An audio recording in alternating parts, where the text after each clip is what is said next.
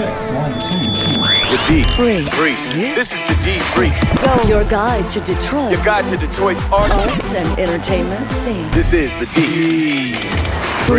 Hello and welcome to the Debrief for November 27th, 2018. This is your podcast all about Detroit concerts, comedy, plays, food, drink, and more. And I am your co-host. My name is Seth Ressler. I'm the new guy here in Detroit. I've only been here for a couple years. And I'm Becky Scarcello, and I've been here my whole life. You're teaching me everything there is to know all about the the ropes, city. Yep. Yes. Well, look, on today's episode, we are going to hear parts of my conversation with the conductor of Too Hot to Handle. That's the Messiah. But it's kind of a gospel jazz version of it that's happening one night only, December 1st, at the Detroit Opera House. We're also going to talk about a new cartoon on Netflix called Motown Magic. That sounds awesome. Right. I think we might need to show that to the granddaughters. Oh, for sure. I'm going to watch it myself. There is a new exhibit that's coming to the Detroit Science Center, and it's permanent. We'll tell you about that. I just wanted to remind everyone we have our gift guide, Detroit Holiday Gift Guide online, chock full of recommendations for your holiday shopping given by local experts and no joke, friends of the pod. Those were some good suggestions. Oh, I know. And we put together the entire list with links on the podcast, on the website. So if you go to thedebriefdetroit.com, you can find everything there and easily click through. But it's a great place to go shopping. It really is. And you hear lots of different voices recommending things. And I've also been sharing some stuff on social media. So I encourage everybody to follow our Facebook page and our Instagram for more, and Twitter. All right, let's get into it and meet our guest host. This is the Debrief. Detroit. All right, our guest today is somebody that I think you've known for a while there, Becky. I have, yes. Awesome musician here in town. He is a trombonist from Wyandotte. He's a member of Will Sessions as well as the Woodward Horns and the Motor City Jazz Orchestra. He's played, among other places, South by Southwest. Have you ever been, by the way? No, it's been on my bucket list forever. It is amazing. I mean, I love Austin, Texas. It's a great town. But to go for South by Southwest, it's getting a little big. It's a little That's what I've heard. Corporate. I started going, I don't know, it's 20 years ago. One of those that I hear people say, oh, you should have gone 10 years ago. Yeah. Well, it's getting there. But he's played there. He's also opened for Snoop Dogg. He's recorded with Eminem and Royce da 5'9" and Grizz and Mayor Hawthorne. Please welcome to the show, Matt Martinez.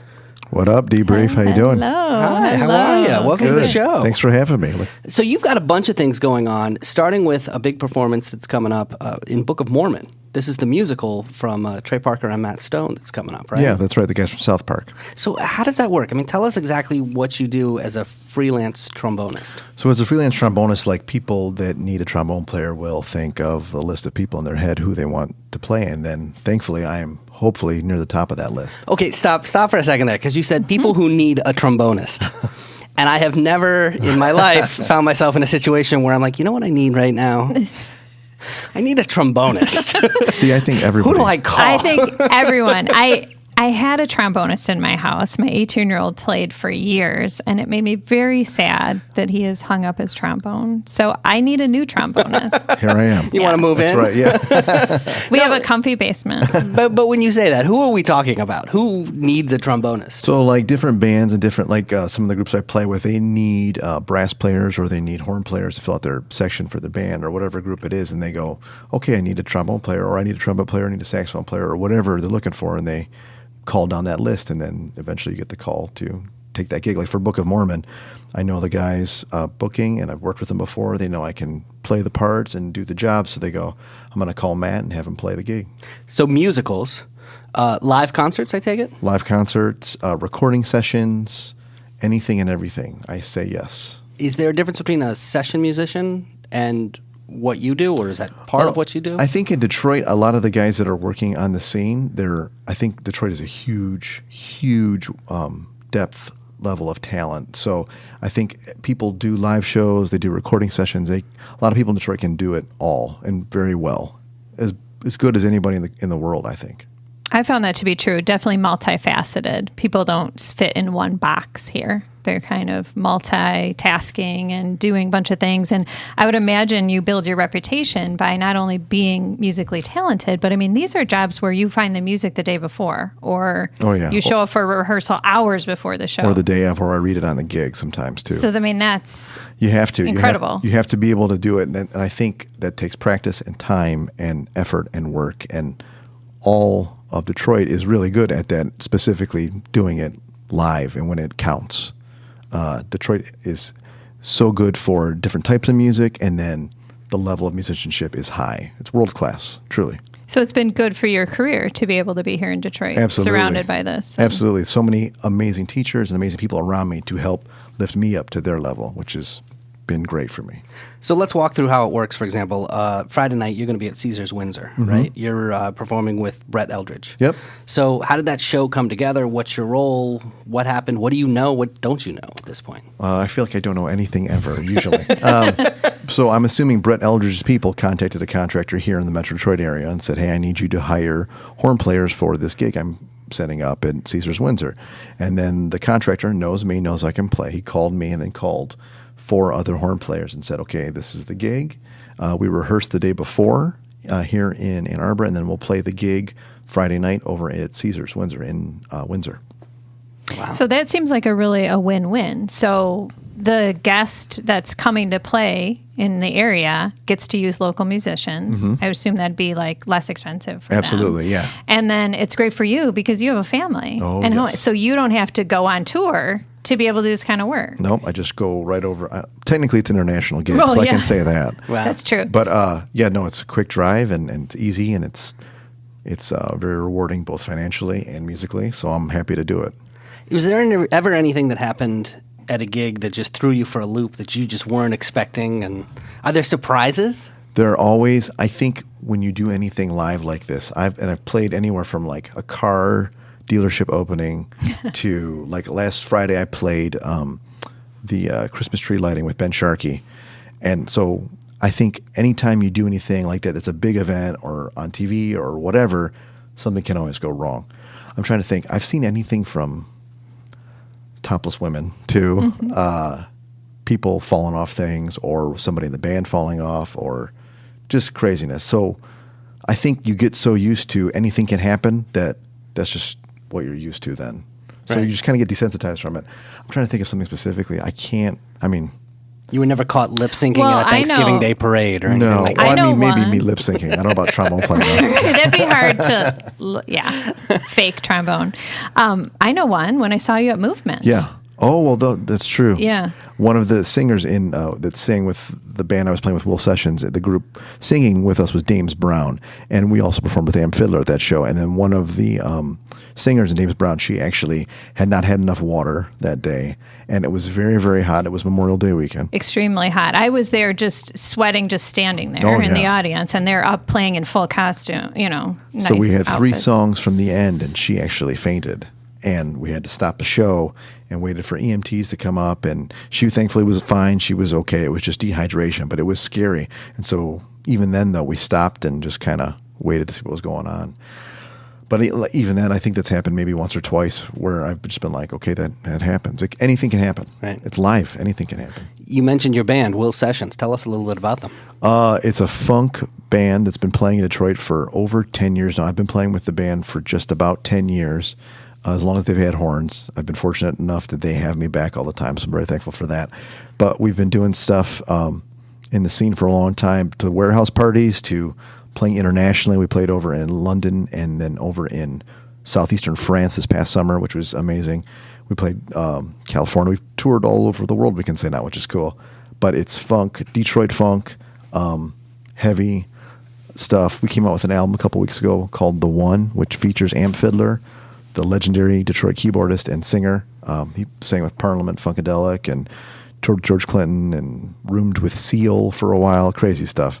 And then James Brown, a 3-piece vocal group from Detroit that are phenomenal singers too. I love this album. I listened the whole way through Cool. after you released it. It sounds very Detroit. Yeah, absolutely. It sounds current, but yet completely familiar in a way. Like you can hear all the inspiration. Can I ask you about a phrase that you used there? Detroit funk.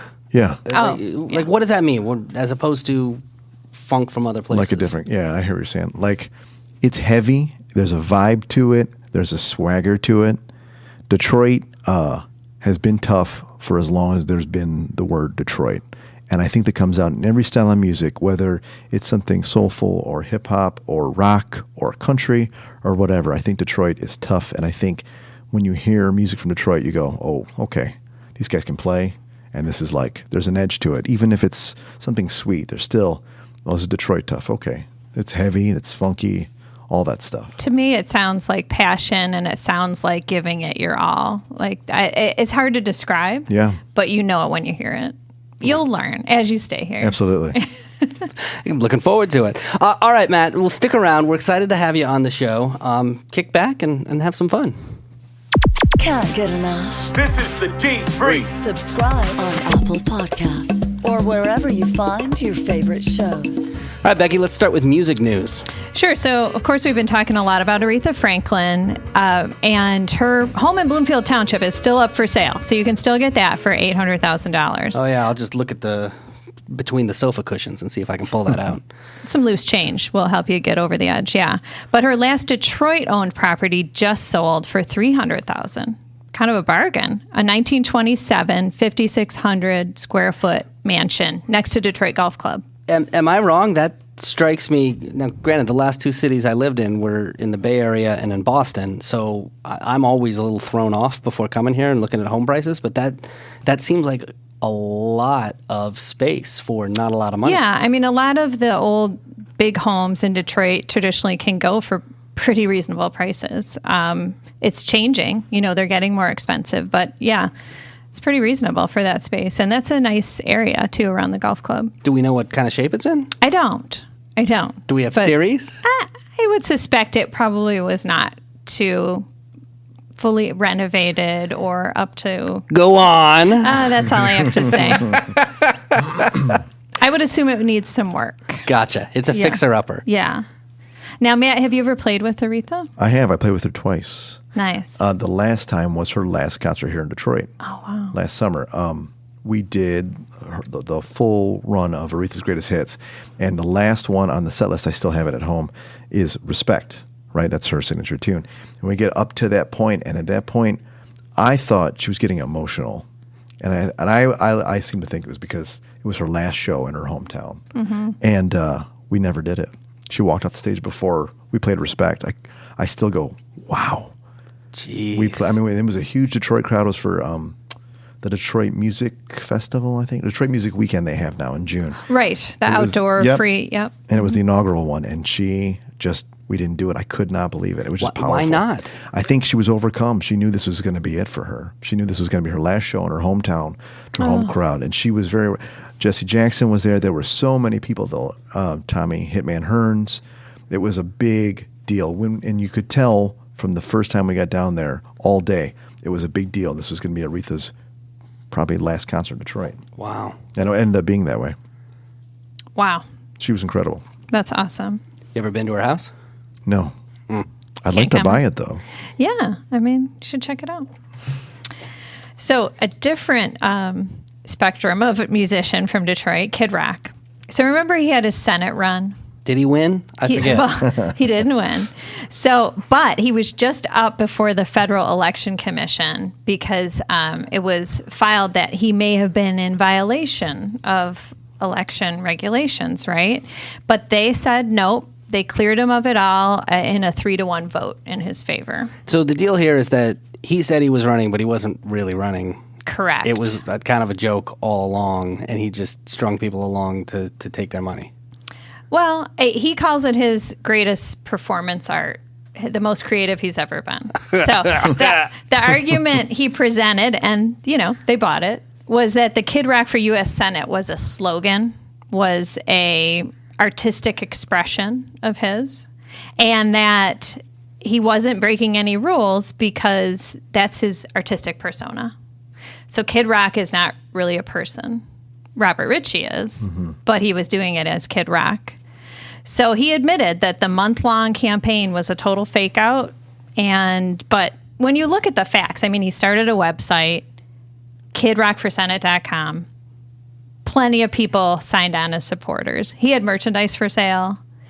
He had people registering to vote. He even created a voter registration organization. I didn't realize he had gone to such great lengths. Did you? No idea. Realize this is such a big production. He mentioned, remember he had those 6 concerts at LCA, and it was like he brought it up all the time. People were all fired up about it. I mean, I do remember people talking about it, but I really didn't realize that it was such an orchestrated endeavor. Yeah, I guess he didn't really fully, though. He didn't do the exact things to register as an official candidate. So he didn't quite go that far. So I don't know. What do you think? You think that you agree with this decision?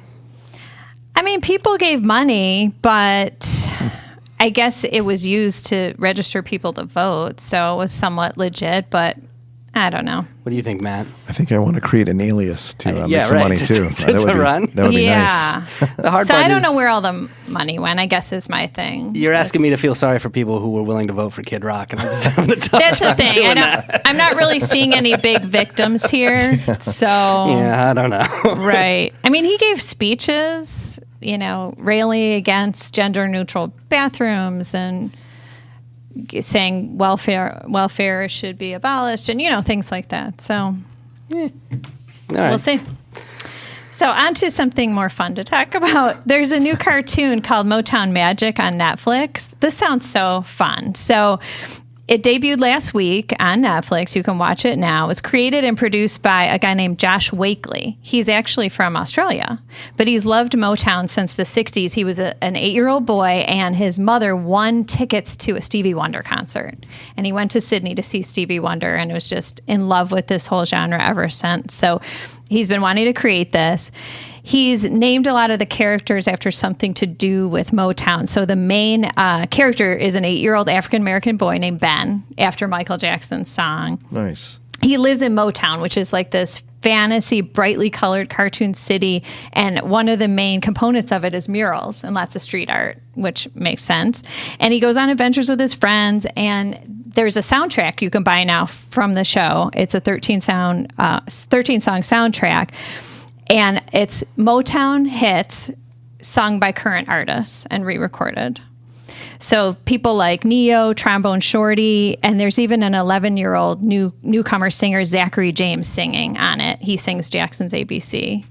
So the music's great. Smokey Robinson is executive producer. So the creator, Josh Wakely, said, I'm not going to do this unless I'm fully endorsed by the people that know Motown. He wanted that. This is a pretty him. Cool project. Exactly. I got to tell you, Netflix seems like they're on fire with a lot of the stuff I know, that they're right? doing. And Yeah. I assume you are a Motown fan there, Matt? Huge Motown fan. Who's your favorite? All-time greatest of all time is Stevie Wonder. The end-all, be-all for me music is Stevie Wonder. What's your favorite song? I cannot pick. It's like picking a favorite child. Yeah, I can't, Or a agree, favorite too. album? can't do that either. It depends on my mood. Sometimes, a lot of times I go back to Fulfilling This First Finale, which features Bird of Beauty, one of my favorite Stevie Wonder tunes. But then Songs of the Key of Life encompasses so much Right. of what you feel throughout your whole life. So it's hard to pick a favorite album. Yeah, I agree. There's a song for every mood. Absolutely. And feeling. Have you performed with him? No, sadly, but that is my golden goose. That's the one I want. That's the dream That would right be there. it for me. Becky, make that happen. I will. Make a I phone know call. some people, Right. so I'll make it. Yeah, make it on my to-do Emily list. T. Gale must know Stevie Wonder, right? She might. I'll bet she does. Yeah. We'll make it happen. Well, and Don is the music producer of this cartoon, and I bet we could find our way to Don and he could. Yeah, we'll drop some hints. Yeah, you probably know. I worked with Don actually. you know, Yeah, yeah. he runs the Oh. Concert of Colors. Exactly. Yeah. Exactly. So- That was great this year, by the way. So, my concert picks for the week. On Thursday, November 29th, the Ashton Neighborhood Pleasure Club is playing at Otis Supply there in Ferndale. They do New Orleans and early style jazz. Really cool sound. So I've been over to Otis Supply, but I haven't actually seen a show there. That's a nice little performance space. they have Yeah, there it's in called Ferndale. the Parliament Room. Yeah. Yeah, over to the side. Have It's you cool. played there? I have, yeah. It's a great room. Great nice. space, great bar. And you know this group. I do. I know Well- Josh James, the leader. He's a great guy and a great musician. He's hustling a lot in the Ashton Neighborhood Pleasure Club. I've heard them recently, and they sound great, too. He's got a new album coming out, I think, with them, too. Cool. So on Saturday and Sunday, the 1st and 2nd, the Fort Street Chorale is presenting Handel's Messiah at the Fort Street Presbyterian Church in Detroit. This is their 40th season performing this, and it's the largest non-audition choir in the city. So I guess they're just beautiful, and I think they do candlelight, and it's a great way to get in the mood of the season, I think, this weekend. Also on Saturday, December 1st, there's a bunch of shows. You can choose between Ministry at the Majestic, Book of Love at the Magic Bag, Maxwell's at the Fox. And on Sunday the 2nd, Tom York's playing in Jack White's Theater in the Masonic Temple. Tuesday the 4th, Phosphorescent is playing at St. Andrews Hall. So hold on, let me go back there for a second. Are you two Radiohead fans? Not really. Okay, all right. I thought I was the only one. I always thought like I was all the cool kids like Radiohead, and I was like, well, if we wanted to be cool, we'd be like, yeah, sure. All right, I love Radiohead. definitely. My favorite band. I feel better to know that there's a musician in my camp. Yeah, exactly. I'm not against Radiohead. I'm just No. not I'm huge fan. Just kind of neutral. Yeah. Okay. Just in Right. case they want to call me for a gig. Right. No, Stevie Right. Wonder. Agree. Wow. Yeah, who is, right? Exactly. And speaking of legends, Wednesday, December 5th, John Legend's legendary Christmas shows at the Fox. Coming up in just a few, we'll talk about the Santa Speedo run that is coming to town. Welcome to the D, Brief, Detroit's arts and entertainment scene. All right, speaking of Handel's Messiah, there is a production of it that is coming. It's an annual event. It is happening. It's put on by the Rackham Choir. December 1st, it's going to be at the Detroit Opera House. And I had an opportunity this afternoon to sit down with the conductor and artistic director for Too Hot to Handle, the Jazz Gospel Messiah. Because they do it a little bit differently. Like the one you were talking about is a very traditional religious, arrangement. yeah. Right, yes. This is very different. Suzanne Mallory Acton has been the artistic and music director of the Rackham Choir since 1996. Corp magazine actually once named her one of Michigan's 95 most powerful women, and she sat down with me. I feel special. That's a good get. And I know. love the name of this show. Too Hot to Handle. Too Hot to That's Handle. awesome. It's nice. So I sat down with her, and the first thing off the bat they talk about is how this is not your normal Messiah. And so I asked her, what makes this Messiah different? When you go to a regular Messiah, it's string orchestra and like oboes, flutes, bassoons, trumpets, and then a continuo of the harpsichord or organ or whatever. And in our production, immediately you'll see there's a whole rhythm section. There are 5 saxes, there are 3 trombones, there are 3 trumpets, everything but a partridge in a pear tree. So I got to imagine, Matt, that your ears are lighting up at this. Oh, absolutely. I hear 3 trombones, I get excited. Yeah, me too. Have you actually ever done Messiah? I have not, and I haven't actually played this version, but I know people that do play it. You do? Yeah. So you know some of the people who are involved this year? Absolutely. I know Vincent Chandler, he's playing trombone, and then a friend of mine named Walter White is playing trumpet. Wow. This is not the Breaking Bad Walter White. No, actually, Walter has an album out called Breaking Good, but he is not making the blue meth out in Arizona. Okay, good. As far as I know. I like the musician Walter better. As do I. think, yes. So here's the deal with this version of the Messiah is that a woman named Maren Alsop of the Concordia Orchestra in New York commissioned this version back in 1993, and Suzanne saw it, and she decided she wanted to bring it to Detroit, so she did. And I asked her when I talked to her what musical styles are going to be a part of this performance, and she told me. Every single number is different. So you'll have a scat, you'll have a jazz waltz, you'll have funk, you'll have, R&B, and lots of jazz. So improv is like the key to this. Yeah, so I guess there's a lot of improvisation involved in this. Does that happen in anything that you do? I mean, I know that you are learning a lot of your performances sort of at the last minute because you're asked to step in, but is there improvisation in the... Absolutely. I think any musician in town has to have some level of improvisation, but in Will Sessions, I do a lot of improv stuff. If I do a small group, I'll do improv, or if I'm in a big band, sometimes I'll play an improv solo, but improv, I think, is at the heart of any kind of freelance musician. You got to be ready to think on your feet and do it fast. As a musician, how do you learn to get good at improv? Just like anything, reps. It's like when you work out, you're doing the same thing over and over again. So you're practicing scales, you're practicing licks, which are like a certain musical phrase over and over again in different keys. You're going to studying with teachers. You're going to jam sessions. You're taking every opportunity you can to improvise something. It's like being a master at anything, that 10,000 hours. Exactly. You Yeah. get Malcolm to, Gladwell, yeah. right. You know, we've talked about this before a little bit in the world of comedy where, for example, stand-up comedy is a very different skill set in a lot of ways than improvisational comedy, where one is all about thinking on your feet, the other is about writing and repetition and preparation. Is the same true?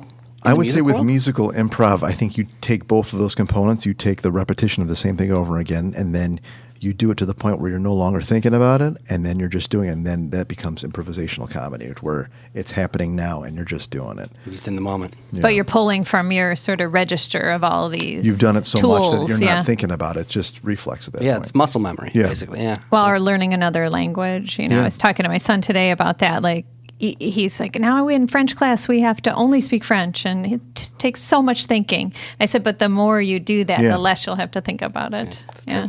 All right, so you already mentioned some of the soloists that are going to be there. There's a huge number of soloists that are part of this performance, and she told me about a couple of them. We have a whole slew of jazz musicians that are from Detroit. Right off the bat, Chris Collins, who is the artistic director of the Jazz Festival here in Detroit, he is our lead sax player. In fact, you'll hear him right off the bat. We also have Alvin Waddles, who is a pianist extraordinaire, good friend, and I think he steals the show at the very end. I think he's worth the price of admission. She actually told me a little something about Alvin when we weren't recording. She said he has a tendency to work in pop culture. So, for example, they were playing in Chicago a couple of years ago, and he would use some riffs from Michael Jackson. Nice. And she said this year, with the passing of Aretha Franklin, she said, I wouldn't be surprised if you hear a little bit of Aretha worked in, which I think would be pretty amazing. That's to really see. cool. That'd I be love when great. musicians do that. Yeah. Yeah. So, you were nodding your head that she was talking about some of these names. Are these people that you've encountered in your? Oh, absolutely. Actually, Chris was one of my professors at Wayne State a long time ago. And he runs the jazz festival, the big jazz festival downtown Detroit on Labor Day weekend. And the programming for that, the past 5 years, as long as he's been at the head of it, has been out of sight. Phenomenal. Incredible. Like Yeah. Chick Corea this year, it was like, I couldn't believe it. Wayne Shorter a couple years ago was a legendary performance. A lot of great names. Oh, yeah. Nice. Well, anyway, thanks to Suzanne Mallory Acton, who is the conductor and artistic director for Too Hot to Handle, for taking the time to talk to me. We're going to take the full conversation that I had with her, and we will make it available in our mobile app. So whether you're on an iPhone or an Android phone, download that, and in a couple of days, you'll be able to hear that. And don't forget, there is only one performance. It is happening this Saturday, December 1st, at the Detroit Opera House at 7:30. I will say this. There is, if you are a student, you can go see the dress rehearsal on Friday night. So there's an opportunity. You can get all the details at michiganopera.org. And like I said, check out the entire conversation, which will be in the mobile app. Coming up in just a few, we're going to talk about the GM plant closings that were just announced. The D. Bree. All right, Becky, let's talk about some of the things that are happening around town. There's a art show that was really intriguing to me. It's called the Antisocial Art Show. And what that means is anti-social media. So it's Friday, November 30th at the Detroit Artist Test Lab. That's on Mack Avenue, close to the Grosse Pointe Park border there. It's 15 local artists, visual artists. They're going to show things that no one knows about the process, has never seen the pieces because they've been off of social media entirely for a month prior to creating it. So that's the whole gist. You sign up for the show, you have to be completely off social media and just be working on your piece. Because so much of what is, and I'm sure you can relate, Matt, as a musician or any kind of artist, is your presence, your brand, what you have to put out there on social media. For this show, they're like, don't even worry about your whole online persona and maintaining that kind of thing. Just get back to what your art's about. So the show will open and it'll be new for everybody. Because I found this even with artists now, or the murals or that kind of thing, you can start to see all the process because people put it on social media. So there's something really compelling about, hey, I know nothing about this, and you just show up and there it is. Yeah, again, this is something that I've seen in stand-up comedy. I don't know if it's also holds true for music, but comedians need to work out their material in front of an audience. And some jokes don't go well. Some jokes you try, and sometimes they're offensive, or you've pushed the line too far. And you used to be able to do that in a relatively safe space because you knew you were in a dive bar and nobody was going to see it. But now that everybody's got a camera in their pocket and they can publish to the whole world, you see social media get a lot of comedians in trouble as they're trying out material, and they don't sort of have a safe space to work. So this is really interesting to me as a concept. I don't know if that's the same, if that applies in music or. I mean, like the first performance of any kind of piece, there's always kind of a given where you're like, okay, this is the first time. But there's a lot of, it's not as open as stand-up comedy. There's a lot of rehearsing before where the group or whoever will get together and run through it, as many times as they can. So usually the opening performance of the piece is usually understood to be, okay, this is the first time. Yeah. But usually by that time it's pretty well rehearsed if it's out in the public. Right. I think with art, it's kind of that question of what would you create if no one was watching or commenting or reacting to it? It just is a different kind of freedom, I think. So, plus it's a really cool space, this Artist Test Lab. So that's on Friday. There's a new permanent exhibit at the Science Center that just opened up last week on the 24th, I believe. It's the Sun, Earth, and Universe exhibit. So covers everything from stars and planets to outer space, all things Earth and space science. So this was created as a collaboration between NASA and the National Informal STEM Education Network. And they created not just this one that's at our Science Center, but there's 52 of these permanent exhibits around the country. It's a 600 square foot exhibit, so it's not huge, but it includes things like how the climate's changing. There'll be images from outer space you can look at. There's even a station where you can design and test model spacecraft.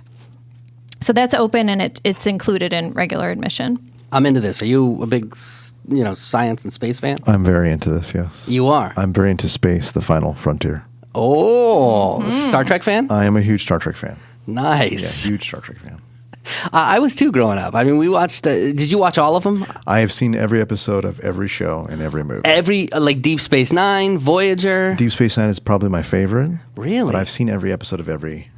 They have a new one on now, right? Discovery, yeah. Are you watching it? Really good. Really? Yeah, it's really good. I love it. Okay. I love it. I never would have guessed. What about other space shows? I'm a big Star Wars fan too. Battlestar Galactica, the newer one. Oh, that was good. I good. really love that one. Becky hates when we start talking about this. I'm we start just like, geeking you out. go. Start Yes, nerding yes. out. Put Yeah. my glasses up. Yep. Firefly? Not a Firefly guy. I just haven't seen it yet. I would like You to. have to. I will. If you're a Joss Whedon fan at all. I am a Joss Whedon. Buffy then, and Angel, yes. Yeah, and the first Avengers film. Yes. Firefly is amazing. And they only did like half a season, then Right. they got pulled off, and then they did the movie, and the movie is great. So there's only just that. So how many episodes does they have? I think there's like 13 episodes. Well, that's a lot of, like a regular Yeah, it's full about- season it's now. It's about a full season now. This is back when a season would on network TV would be 22 episodes. Sure. They did about half a season, and then they pulled it, and it became a cult classic, and it was so popular that he came back and they did a movie, and it's amazing. But start with the TV show Okay. before you watch the movie. Yeah, You'll like it. absolutely. Netflix or something like that, probably. Yeah, one of them. Yeah. Yeah, one of them will have it. All right, Becky, we're done geeking Do you out. guys Go want ahead. your Yes. own podcast to get all spacey? Go on. All right. So Santa, you've got the mall Santa, kind of a traditional childhood thing, but some parents shy away from these long Santa lines in the mall because it's not for every kid. We've all seen the kids crying or getting upset, not wanting to be around Santa. And I think a lot of it is because it's sensory overload for a lot of kids that have different needs and special, whether it be physical or sensory issues, developmental things. So Sensory Santa is coming to the 12 Oaks Mall in Novi. This is really cool. So individuals with any variety of special needs can schedule a private session with Santa. And the staff is trained, and there's extra care taken to just support these different needs and give kids a better space to be able to enjoy this. So it's Sunday mornings, December 2nd and 9th. There's a bunch of info on Facebook. It's an Eventbrite event that you can look up, or you can go right to the 12 Oaks Mall website. The visit is free. Of course, they charge you if you get photos, the photo packages, but it's nice and inclusive for a lot of different kids. That's a cool thing to do. Yeah. So Turkey Trot. I know, Seth, you didn't run in the Turkey Trot. Matt? What? You can't I tell. did not Trot. run the Turkey Trot. Okay, no. so if you missed it and you want to get a holiday run on, I got one for you. It's called the Santa Run, and you have to wear a Speedo. So Wait, what? You think the reason that I didn't do the turkey trot is because it was too much I would do clothing. this, but you have to wear too much. That's what I thought. You didn't want to dress up in a costume. You're like, I'd rather just wear swimwear. Yes. Yeah.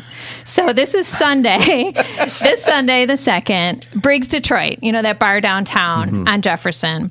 They're hosting this. It's a 1 mile Santa Speedo run.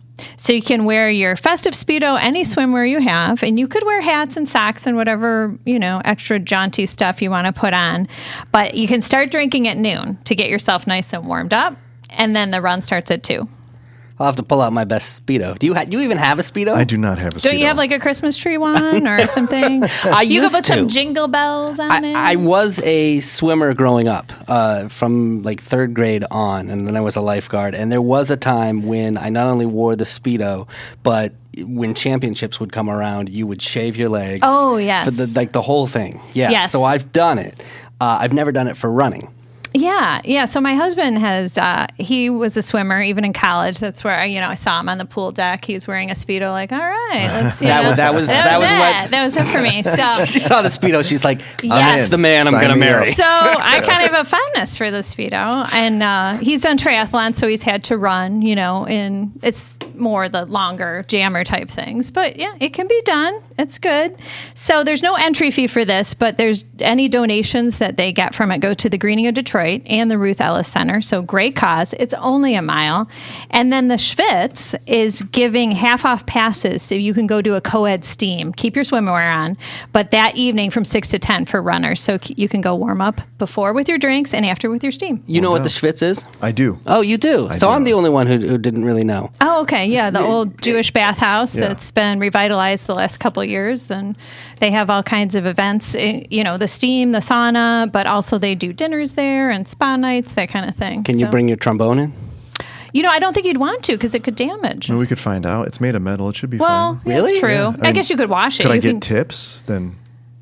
Wait, I do have a question. Are there certain things that you avoid when you have a trombone? I mean, like certain situations where this could be dangerous. Long falls. This could hurt my horn. Long falls. Long falls. That's what. No, I mean, woodwinds would be.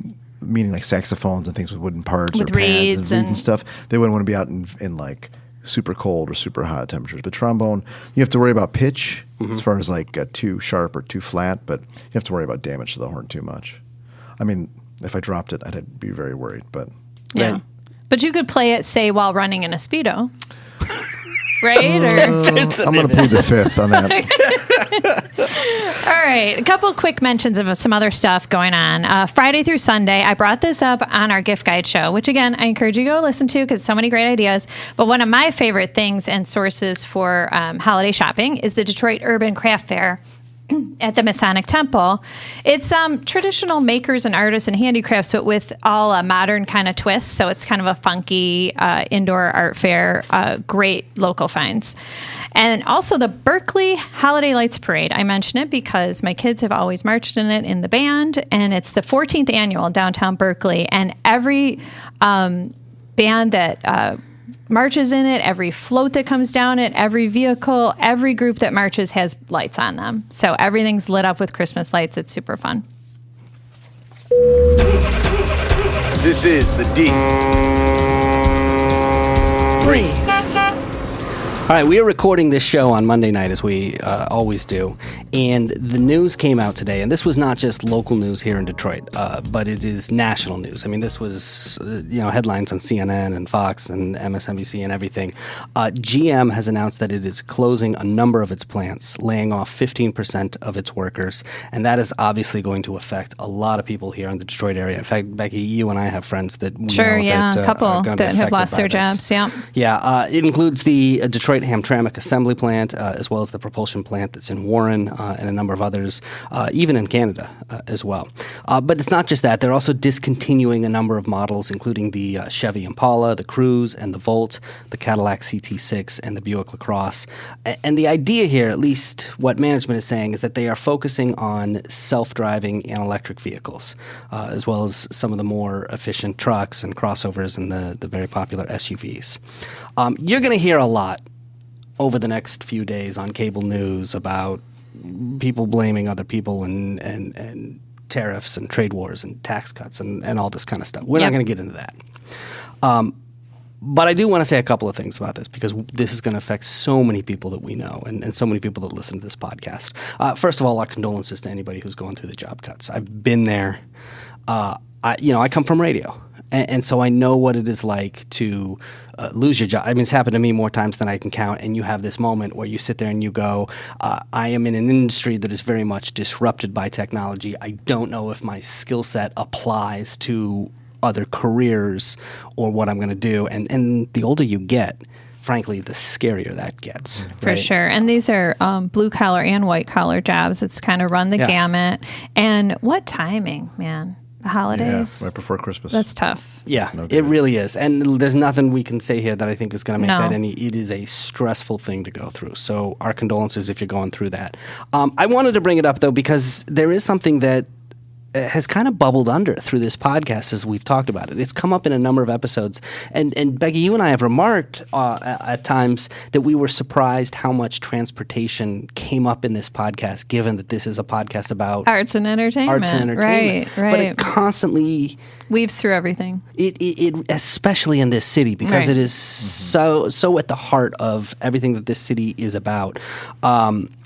We've talked about Uber, we've talked about Lyft and Bird and Lime, the two companies that are doing the scooters now and those Mogo bikes and the Q line and all that.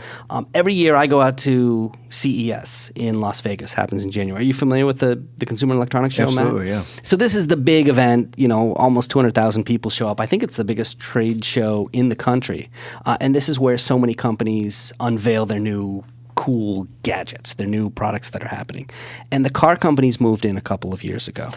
And I go there every year, and I put a podcast out. It's called CES for Radio, and it's what radio broadcasters need to know about what's happening at CES. My big takeaway coming back this year had to do with the car companies. And you saw the announcement that they are moving the auto show, which is also in January, but because so many of those guys are doing a lot of the same things at CES, it no longer made sense to have them so close to each other. So the auto show is now moving to June here in Detroit because of CES. And the weather. Yeah, well, that too. I've always gone, because we always go and, I'm wearing a gown and I've never understood this, men dress up there fully like a wool tuxedo and women are wearing like nothing and it's freezing. Really? It's always I've always understood that. That makes perfect sense to me. yeah. And it's always the coldest weekend of the year. Yeah. So at CES, went this year, saw all the car companies, and the big takeaway for me was that transportation is changing. That if you want to get from, especially if you live in a city, if you want to get from point A to point B, it always used to be you had to drive. I mean, unless you were in something like New York City, or Boston maybe, where you had great public transportation, you had to drive.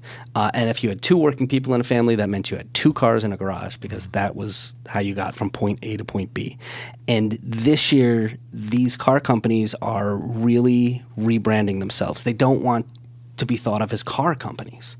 They want to be thought of as mobility companies or transportation companies as a way to get from point A to point B. And so you would see these electric scooters or maybe these scooters where you could detach the battery pack and take it with you, or you would see the smaller vehicles. I saw an autonomous helicopter there this year. Really? Wow. Yes, they could, and the whole idea was it would fly you from a condo complex to the airport.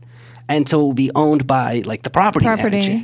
Wow. That's amazing. You would see all these things. We're talking about self-driving cars. There's a difference between car sharing and ride sharing. And you learn about this. There are going to be apps where you can just walk out to the street and you can look up a car and there'll be one parked at the side of the street for you. And you can get in, you can drive it, and it knows all your favorite tunes and everything. So all this stuff is changing in a way. And I think what you're seeing at GM is kind of, in a lot of ways, the logical evolution of that. I mean, I'm not saying it's right or saying that it's wrong. I'm just saying that this is kind of where it's going. Well, and if GM doesn't stay healthy and do what they need to do, then it hurts everyone. Unfortunately, it hurts, 15% of the workers in the short run, but may be better for the overall health of the company and the city. in the end. So let me say something about that coming from radio, which, like I said, is another industry. That's my background. I was a radio programmer and on-air talent, and my industry got rocked by things like Pandora and Spotify and, all the different online musical services and Apple and iTunes and all that. And when all those digital things first came out, the radio industry made a decision and said, those aren't radio. Pandora's not radio. Spotify's not radio. We're radio. You're not radio. You aren't allowed in our club. Instead of thinking of it all as audio platforms. Mm-hmm. The biggest news story in radio this year is going to be iHeartMedia going bankrupt. Mm-hmm. If Spotify were considered radio, the biggest news story in the radio industry this year would be the hugely successful IPO that Spotify had. Right. And to me, I think about that because we are the Motor City, and our self-identity as a city is so bound up with the car. And there's part of me that wonders if, when you think of the Motor City, if you should think of bigger than just car motors, or truck motors, that maybe the motors that are in these scooters, we should also be. Maybe it should be the mobile city. Maybe we should just be about transport. Because I'll tell you this, look, I want Detroit to be strong, but if they invent the Star Trek teleporter beams tomorrow, I'm in. That's how I'm getting to work. I don't care how geeky that is. I'm totally doing that. Yeah. Yeah, don't talk to me. I don't care if it's not American made. I'm teleporting, man. Well, absolutely. And to that end, though, I think we need to be mindful of training people to be able to do these new jobs, because that's awesome. But if you need the talent pool, you got to work with the pipeline that we have. So how do we integrate, retraining or uptraining or whatever people to maintain the jobs here? And I wish more of the discussion were around that. Right. Matt, you must know people who, you live in this town and not know people who work in the automotive industry. Oh, absolutely. My dad's worked for one of the big three for 25 years. Right. It affects every aspect, I think, of Detroit life. All the money that goes into these restaurants that are new downtown, or the shows that I play, that comes from people going to work for one of the big three or a supplier or some such, and it all funnels down. Everyone is tied into the automotive economy here in Detroit. Agreed. And philanthropy too. Like a lot Absolutely. of the things that are funded, always the big funders are the big three. So it just trickles down to everything. Now, I will say this, and again, this is borrowing from my experience in radio, that everybody was running scared for, 10 years. And now I think people are coming to the realization, especially with things like podcasts, where they're going, we do think of it all as audio. And if you are good at radio, your skills transfer to other forms of audio, and now all of a sudden, we're coming upon a golden age of audio because there's so many great podcasts out there and so much great content out there, and it's actually a lot of fun because you can be creative. And I do wonder if the automotive industry will go through something like that. But in order to take advantage of that, like you said, you've got to be able to figure out how to transfer your skill set to other things in the same space. And use the resources that we have. We're also becoming known as a tech city, so there's groundwork being laid. I just don't know to what scale, yet that we need it. I think with Ford's move down to Corktown, I think that's a big step in the right direction, getting people to think about tech and different. That's the whole autonomous driving, right? Yeah. Yes. The department down there. So I think it's a big step in the right direction. Yeah. So look, we'll get off the soapbox here and don't want to belabor the point, but our hearts are with you if this is affecting you. We know how hard that is, and we really wish you the best of luck with everything that you're going through. This is the D. Detroit. This is the D. Brave. All right, there it is. That's your first show, Matt. Felt pretty good. Thanks for having me. Yeah, right. Good. It's a lot of fun. We have You're fun a around here. natural. Thank you. Look, before we get out of here, we always like to give some shout-outs. So, Becky, let's start with you. You got anybody you want to give a shout-out to? I do. So over the weekend, I had the opportunity to take a good friend of mine all around town. And one of the places, of course, we went was Detroit Foundation Hotel. I always love the food there and the people there. So we went there for lunch, and there happened to be a pop-up going on in the hotel of a company called Genesee Eyewear. It's Genussee. So kind of a combination of Genesee County, but seeing. It's eyewear. So they have this frame. They actually just have one style of frame out, But they did all this research to kind of make it look good on the most amount of people. So, and you can even see in their ad campaigns, it's a wide variety of face shapes and different types of people. So amazingly, everybody that I saw try this frame on looked good in it. Do you know your face shape? Yes. What is your face shape? Oval. What's your face shape? Do you know? Like a hexagon, probably. I think I'm a heart. Yes, you are. Hey, look at that. Yes, you I don't are. know my butt shape. We discovered that Oh, yeah, on we an earlier talked about podcast booty episode. shapes. That's but different. I do know my Yeah. face shape. Yeah. Some people would say it's the same thing. So they have this frame, but then they have all sorts of different lenses you can put in it, all different colors, and made the point of like in the gloomy winters, you still might want a sunglasses pair, but that isn't too dark where you can still see. So they have this whole range. Look cute on everybody. But the super interesting thing is they're made from recycled water bottles, and they're made in Flint, where there is unfortunately a huge oversupply of discarded water bottles because they're still drinking bottled water in Flint, which is a giant crime.